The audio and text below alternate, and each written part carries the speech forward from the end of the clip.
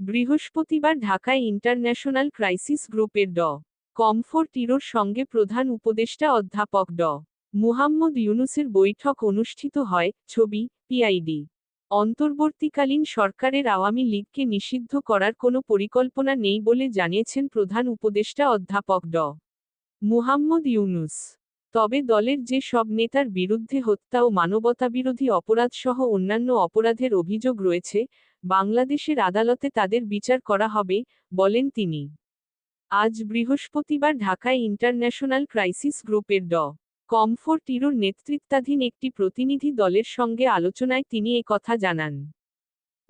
ইউনূস আরও জানান, জাতিসংঘের তথ্যানুসন্ধানী মিশনের প্রতিবেদনের ভিত্তিতে জুলাই অভ্যুত্থানের সময় সম্ভাব্য অপরাধের অভিযোগ থাকায় আওয়ামী লীগ নেতাদের বিরুদ্ধে আন্তর্জাতিক অপরাধ আদালতে আইসিসি মামলা করার বিষয়টি সরকার বাতিল করেনি।